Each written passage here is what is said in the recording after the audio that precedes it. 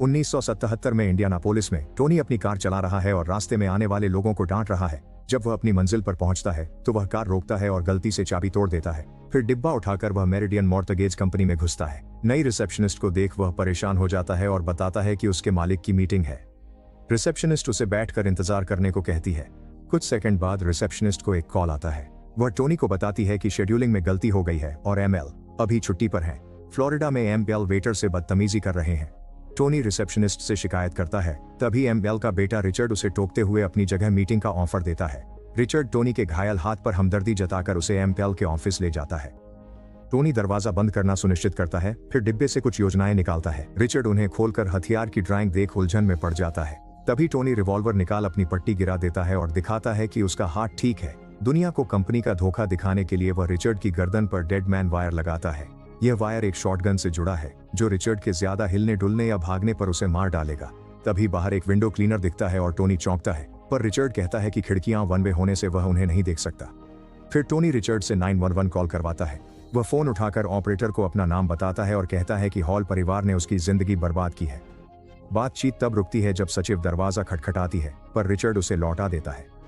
Tony पता देकर बताता है कि हॉल परिवार ने 4 साल पहले उससे $5 मिलियन ठगे थे। वह लोन कंपनियों को सबसे बड़ा शैतान कहकर फोन काट देता है। पुलिस इमारत घेर लेती है और एक कर्मचारी ग्राहकों से बाहर जाने को कहता है। टोनी घर जाना चाहता है, पर चाबी टूटने पर वह कहता है कि वे 2 ब्लॉक दूर खाड़ी रिचर्ड की कार लेंगे। वे सीढ़ियों से नीचे जाकर एक गार्ड को देखते हैं जो टोनी की धमकी पर हट जाता है। लॉबी में पुलिस अधिकारी उन्हें बिना नुकसान पहुंचाए जाने देते हैं। सड़क पर बाकी पुलिसकर्मी दूर से देखते हुए सावधानी से पीछा करते हैं। एक पादरी टोनी को समझाने की कोशिश करता है, लेकिन टोनी उसे अपमानित कर आगे बढ़ जाता है।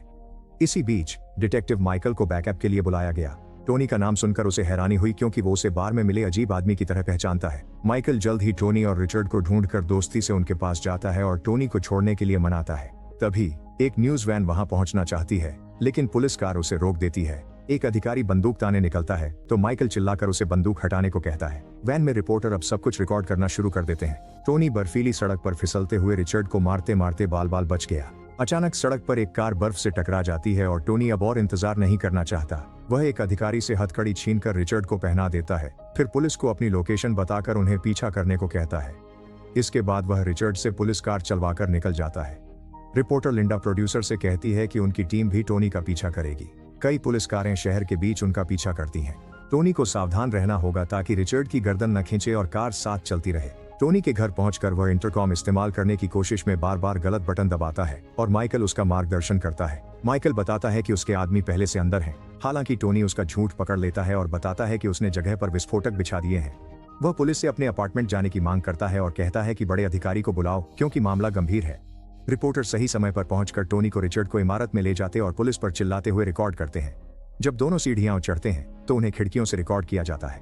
टोनी दरवाजा बंद करता है और रिचर्ड को एक खास कुर्सी पर बैठा देता है। वह उसे बांधकर तार मेज के यंत्र से जोड़ता है जिससे शॉटगन किताबों पर टिकी रहे और डेड मैन स्विच काम करता रहे। रेडियो चलाकर टोनी रिचर्ड को गिलास पीने के लिए देता है और खुद को अच्छा मेजबान कहता है। वह बताता है कि हफ्तों की जांच के बाद यह यंत्र बिल्कुल ठीक है। बाहर अन्य निवासी इमारत से भाग निकलते हैं जबकि लिंडा टीवी पर रिपोर्टिंग करती है। माइकल उसे बैरिकेड के पीछे धकेलता है और बताता है कि इलाका खाली कर रहे हैं। जैसे ही चीफ गैलाघर वहां पहुंचे, टोनी ने देखा कि पड़ोसी छतों पर स्नाइपर तैनात हैं। वह उन पर चिल्लाया कि अगर कुछ भी किया तो वह विस्फोटक सक्रिय कर देगा। खबरों में अपनी इमारत को देखकर टोनी रिचर्ड पर चिल्लाया क्योंकि कंपनी ने उसकी विकास योजनाएं बर्बाद कर दी थीं। गैलाघर के घर फोन करने पर टोनी उसे रिचर्ड पर चिल्लाते हुए सुना देता है। कंपनी के भारी ब्याज के कारण टोनी कर्ज में डूब गया और एमएल ने वह जमीन खरीद ली जिसे वह गरीबों के लिए चाहता था। टोनी गैलाघर से क्लर्क कार्यालय का लिखित समझौता, कर्ज माफी और उचित आर्थिक मुआवजे की मांग करता है। वह अपनी आजादी और एमएल से माफी भी चाहता है। गैलाघर के कुछ भी बोलने से पहले ही वह फोन काट देता है। जब रिचर्ड तंग हथकड़ियों की शिकायत पर टोनी माफी मांगकर वादा किया कि वह उसे परिवार से बात कराएगा। देश भर में लोग खबरों से इस घटना को देख रहे हैं। टोनी अपनी जमीन पर शॉपिंग सेंटर बनाना चाहता था, पर मॉर्गेज कंपनी ने उसकी साइट के बजाय उसे दूसरी जगह भेज दिया। यह जानबूझकर समय बिताने और उसे मॉर्गेज चुकाने को मजबूर करने के लिए था। आखिरकार रिचर्ड अपनी पत्नी से बात कर पाता है और टोनी उसकी पत्नी को माफी भेजता है। फोन रखते ही गैलाघर कॉल करता है और टोनी को बताता है उसका भाई रास्ते में है। वह फोन प्रोसिक्यूटर जॉर्ज को देकर टोनी को बताता है कि उन्होंने कर्ज माफी का बयान तैयार किया है और उसे चैनल 9 चालू करने को कहता है। टीवी पर कंपनी के वित्त प्रमुख टोनी घटना के लिए माफी मांगते हैं। टोनी का ध्यान भटकते ही रिचर्ड मेज पर रखे कागज सरकाता है ताकि रिवॉल्वर पास ला सके। माफी भाषण के बाद टोनी गैलाघर पर चिल्लाया क्योंकि वह नहीं चाहता था कि कोई कर्मचारी बोले। वह अब खुद ही एमएल से माफी चाहता है। वह फोन काट देता है और मेज से रिवॉल्वर उठा लेता है। अपनी कहानी लोगों तक पहुंचाने के लिए बेताब टोनी रेडियो स्टेशन पर कॉल करता है। मशहूर डीजे फ्रेड अपना शो खत्म कर जाने ही वाला है, तभी उसे पता चलता है कि खबरों वाला अपहरणकर्ता लाइन पर है और वह तुरंत लौट आता है। फ्रेड टोनी को समझाता है कि बातचीत रिकॉर्ड की जा रही है क्योंकि शो में शामिल करने से पहले उन्हें संबंधित अधिकारियों से सलाह लेनी होगी। टोनी गुस्से में कहता है कि वह हमेशा गरीब रहा, पर उसे फर्क नहीं पड़ा क्योंकि उसने मेहनत की। वह हॉल परिवार को अपनी बर्बादी का जिम्मेदार बताता है और कहता है कि उनके दिए जख्म किसी को भी हत्या के लिए उकसा सकते हैं। फ्रेड रिकॉर्डिंग रोककर वादा करता है कि अनुमति मिलने पर वह इसे कल सुबह चलाएगा। टोनी आभारी होता है और फोन रखने से पहले गाली देने के लिए माफी मांगता है। कुछ ही पलों बाद पुलिस उस टेप को सुन रही होती है। वे फ्रेड से कहते हैं कि वह कल रेडियो पर टोनी के बारे में बात करे ताकि एफबीआई के हालात संभालने तक उन्हें समय मिल सके। अपार्टमेंट में रिचर्ड कहता है कि उसे बाथरूम जाना है, तो टोनी उसे वहां ले जाता है। रिचर्ड के फारिग होने के बाद टोनी उसे टब में छोड़ देता है और उसे शुभ रात्रि कहता है। वह बाहर निकलकर दरवाजा बंद कर देता है। अगली सुबह फ्रेड रेडियो चलाता है। रिपोर्टर टोनी के दोस्तों का इंटरव्यू लेते हैं और सब उसे समझदार बताते हैं। जल्द ही फेडरल एजेंट्स पुलिस के साथ बिल्डिंग पर पहुंचते हैं। टोनी रिचर्ड का हाल पूछकर उसे डोनट्स देता है, पर रिचर्ड को भूख नहीं। समाचार में सेना की बम स्क्वाड को दिखाया जा रहा है जहां एजेंट बिना ट्रैप्स सक्रिय किए रास्ता खोज रहे हैं। गुस्से में भरा टोनी इमारत की ओर दौड़कर उन्हें वहां से जाने के लिए कहता है, पर वे नहीं सुनते। फिर टोनी फ्रेड को फोन करता है और पुलिस की गंदी चालों की शिकायत करते हुए राष्ट्रीय टेलीविजन पर लाइव प्रेस कॉन्फ्रेंस की मांग करता है। जब फ्रेड की पत्नी बात सुनने के लिए फोन उठाती है, टोनी फ्रेड को पसंद है कहकर फोन रख देता है। जॉर्ज और पुलिस पैट्रिक से बात करते हैं, जो एफबीआई प्रोफाइलर है। वे बताते हैं कि टोनी एक बड़े सख्त परिवार से है जिसने उसे भी सख्त बना दिया। वह एक अच्छा दोस्त है, पर बुरा दुश्मन भी हो सकता है और संगठित अपराध से उसका नाता नहीं है। उनका मानना है कि टोनी अब पागल और बेकाबू हो गया है। तस्वीरें देख पैट्रिक निष्कर्ष निकालता है कि टोनी बारीकी पर ध्यान देता है और नियंत्रण चाहता है। वह बोर्ड पर टोनी की भावनाएं लिखता है। गुस्सा, विश्वासघात, अपमान और बेइज्जती, ये सब मिलकर गड़बड़ करते हैं। इसलिए पैट्रिक को लगा कि बात टोनी के सम्मान की है। अपार्टमेंट में टोनी रिचर्ड को कुर्सी से बांधकर सिस्टम पर भड़कने लगता है। रिचर्ड के यह कहने पर कि वह रिवॉल्वर छीन सकता था, टोनी उसके चेहरे पर बंदूक तानकर उसे ऐसा करने की चुनौती देता है। जल्द ही गैलाघर टोनी को कॉल कर बताता है दूसरी लाइन पर ईमेल है। माफी मांगने से पहले वह बेटे की आवाज सुनना चाहता है। टोनी रिचर्ड को फोन देता है और पुलिस उसे ईमेल से बात करने देती है, जो कहता है कि वे दोनों रिचर्ड को लेकर चिंतित हैं, लेकिन वे अभी भी छुट्टियां मना रहे हैं। रिचर्ड समाधान पूछता है। ईमेल बोला कि वकीलों को इसे सुलझाने दो, लेकिन जब रिचर्ड माफी के लिए कहता है तो ईमेल मना कर देता है क्योंकि बिजनेस ऐसे ही चलते हैं। वह कंपनी का नाम खराब नहीं करना चाहता और न ही उस बात की गलती मानेगा जो उसने की ही नहीं। रिचर्ड झुंझला जाता है तो टोनी फोन लेकर ईमेल से बहस करने लगता है, लेकिन ईमेल माफी मांगने से मना कर देता है। टोनी द्वारा रिचर्ड को धमकाने पर ईमेल बोला वह बेटे के लिए रोएगा और टोनी के आने पर पछताएगा। फिर फोन काट दिया। ईमेल की बीवी पति के बर्ताव से टूट जाती है और टोनी को रिचर्ड के लिए बुरा लगने पर वह उसे सिगरेट ऑफर करता है। कई घंटे बीते, लेकिन पुलिस या एफबीआई से कोई खबर नहीं आई।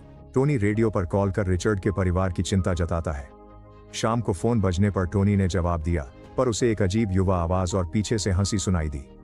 टोनी समझ गया कि किशोर परेशान कर रहे हैं, इसलिए फोन काट दिया। रिचर्ड के आराम करने की सलाह पर टोनी ने मना कर दिया कि सब खत्म होने तक वह चैन से नहीं बैठेगा। बाहर लिंडा टोनी के भाई जिमी से मिलती है, जो रिपोर्टर द्वारा टोनी के बारे में कही जा रही बातों से नाखुश है। लिंडा उसे टीवी पर आकर अपनी तरफ की कहानी बताने का प्रस्ताव देती है। कैमरे के सामने जिमी जनता से कहता है कि टोनी कोई चोर या अपराधी नहीं है जैसा कि उसे दिखाया जा रहा है। वह यूं ही पैसे नहीं मांग रहा, वह बस अपना हक चाहता है। वहां रिचर्ड फिर से टब में है और प्रार्थना करने लगा। टोनी टीवी पर एक्शन फिल्में देखते हुए रिवॉल्वर का अभ्यास करता है। आधी रात को गोलियों और टोनी की चीख सुनकर रिचर्ड जाग गया। वह टब से बाहर तो निकला पर गिर गया और मदद के लिए चिल्लाने लगा। टोनी दरवाजे पर खून से लथपथ चिल्लाते हुए दिखता है, पर तभी रिचर्ड सपने से जागकर खुद को टब में ही पाता है। अगले दिन रिचर्ड फिर कुर्सी पर बैठा है। टोनी पालतू जानवरों का पूछता है और वे रिचर्ड की दौलत और उसकी जिंदगी पर चर्चा करते हैं। रिचर्ड बताता है कि वह अमीर था, पर एमएल कभी स्नेही पिता नहीं थे। जब वे माओ की बात करते हैं तो टोनी मां को याद कर बात बदल देता है। वह संगीत बजाकर अपार्टमेंट में नाचने लगता है। इसी दौरान फ्रेड को रेडियो पर टोनी के बारे में ढेरों कॉल्स मिलती हैं। महिलाएं उसके सिंगल होने का पूछती हैं, पड़ोसी उसे अच्छा बताते हैं और अजनबी उसे सिस्टम से लड़ने वाला हीरो मानते हैं।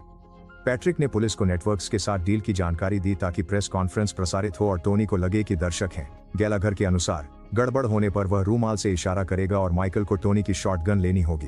फिर गैलाघर टोनी को गोली मार देगा। गोली दिमाग तक पहुंचने की बात सुनकर एक वकील को उल्टी आ जाती है। जब टोनी को प्रेस कॉन्फ्रेंस का पता चलता है तो वह बाथरूम जाकर खुद को साफ करता है। पुलिस जल्द ही उपकरण तैयार करती है और रिपोर्टर तुरंत उसे घेर लेते हैं। जॉर्ज कैमरों के सामने एक आधिकारिक दस्तावेज पढ़ता है जिसमें पुष्टि होती है कि अभियोजकों ने टोनी को मुकदमे से पूरी छूट दे दी है।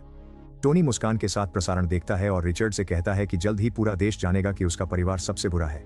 बाहर पुलिस उपकरण लगा लेती है और जिमी टोनी को फोन करके बताता है कि सब तैयार है। जब टोनी टीवी चलाता है तो चिढ़ता है क्योंकि जॉन वैन विशेष शो में है और मुकाबला नहीं कर सकता। फिर माइकल दरवाजा खटखटाता है और रिचर्ड सबक सीखने की बात कहकर टोनी से उसे छोड़ने की मिन्नत और नीतियां बदलने का वादा करता है। फिर भी टोनी मरे हुए आदमी की वायर दोबारा जोड़कर रिचर्ड को दरवाजे की ओर घसीटने लगता है। टोनी की गोली मारने की धमकी पर घबराया रिचर्ड रुक जाता है। गलियारे में माइकल इस जोड़ी का एस्कॉर्ट बना है और टोनी को कंपनी के बयान का दस्तावेज मिलता है। कैमरों के पास पहुंचकर टोनी कहता है कि वह नेशनल टीवी पर आना चाहता है। खुद को हीरो बताते हुए देश भर में दोस्त होने का दावा करता है। जब फ्रेड और जिमी भी वहां आ जाते हैं तो टोनी रिचर्ड से कागजात पढ़वाता है। डरे हुए रिचर्ड के हकलाने पर टोनी दस्तावेज लेकर खुद ही पढ़ने लगता है, पर उससे पहले एक बार ड्रिंक मांगता है। दस्तावेज में माना गया कि कंपनी ने टोनी को धोखा दिया और वह रुककर जश्न मनाते हुए सिस्टम पर भड़क कर बताता है कि यह गरीबों का शोषण कैसे करता है। जब गैलाघर अपना रूमाल निकालने ही वाला होता है, टोनी अगली पंक्ति पढ़ता है जिसमें लिखा है कि ईमेल सारी जिम्मेदारी लेता है। सभी लोग हैरानी से देखते हैं जबकि टोनी खुशी के मारे रोते हुए कहता है कि वह इसे फ्रेम करवाएगा। फिर टोनी फ्रेड को धन्यवाद देता है और रिचर्ड के परिवार से माफी मांगता है। होटल में एमेल टोनी को चिढ़ाता है कि उसका बेटा उससे बेहतर है। जब टोनी रिचर्ड के साथ जाता है, प्रसारण समाप्त हो जाता है। अभियोजक टोनी से दस्तावेज साइन कराते हैं ताकि सौदा पूरा हो और माइकल टोनी की रिवॉल्वर ले ली। अब पुलिस रिचर्ड से वायर हटाती है जो अपने बुरे सपने में खोया है। टोनी छत पर शॉटगन चलाकर उसके लोडेड होने का सबूत देता है और पुलिस इसी मौके पर उसे गिरफ्तार कर लेती है। इससे घबराया टोनी जिमी को धोखेबाज कहता है। बाहर गोली की आवाज से भगदड़ मचती है, पर जॉर्ज सबको भरोसा दिलाता है कि रिचर्ड सुरक्षित है और टोनी ने सिर्फ अपनी बात रखने के लिए गोली चलाई थी। जब रिपोर्टर जॉर्ज के साथ व्यस्त होते हैं, रिचर्ड को एक अंधेरे कोने में ले जाया जाता है ताकि वह अपनी पत्नी से मिल सके। इस जोड़े को एम्बुलेंस में ले जाया जाता है। रिपोर्टर्स की रिकॉर्डिंग के बीच टोनी को पुलिस ले जाती है। पैट्रिक सहयोग के लिए शुक्रिया कहता है, पर टोनी इम्यूनिटी के झूठ पर सबको गालियां देता रहता है। 8 महीने बाद टोनी का मुकदमा खत्म होता है और नेशनल चैनल इसे दिखा रहे हैं। जूरी टोनी को पागल करार देकर बरी करती है और वह हंसते हुए वकील और जिमी को गले लगाता है। पीछे रिचर्ड और माइकल दुखी हैं। टोनी के बाहर आते ही लिंडा उसे रिकॉर्ड करती है जहां वह खुद को पागल नहीं बताता। फिर वह रिचर्ड से बात करती है जो इसे न्याय के लिए बुरा दिन और अपनी कंपनी के मूल्यों का बचाव बताता है। बाहर सैकड़ों लोग टोनी को हीरो कहकर उसका इंतजार कर रहे हैं। कई साल बाद टोनी और रिचर्ड एक बेकरी में एक दूसरे को देखते हैं। वे बिना कुछ कहे एक दूसरे की ओर देखते हैं। फिर टोनी चला जाता है। यह एक सच्ची घटना पर आधारित है। टोनी को एक मानसिक संस्थान में भेजा गया था और 2 साल बाद वह रिहाई के योग्य हो गया था। हालांकि उसने कागजों पर साइन नहीं किए क्योंकि इसके लिए स्वैच्छिक मनोचिकित्सकीय इलाज चाहिए था और उसने इसकी जरूरत नहीं बताई, इसलिए वह वहां 8 साल और रहा। बाद में रिचर्ड शराबी बन गया और उसकी कंपनी दिवालिया हो गई। जब रिचर्ड ने 2005 में टोनी की मौत के बारे में सुना तो उसने कहा कि अब उसे आखिरकार उसकी बातें सुननी नहीं पड़ेंगी। अगर आपको यह वीडियो पसंद आया तो ऐसे और भी वीडियो देखने के लिए हमारे चैनल को सब्सक्राइब करें और नोटिफिकेशन बेल को जरूर ऑन करें। वीडियो देखने के लिए आपका बहुत बहुत धन्यवाद।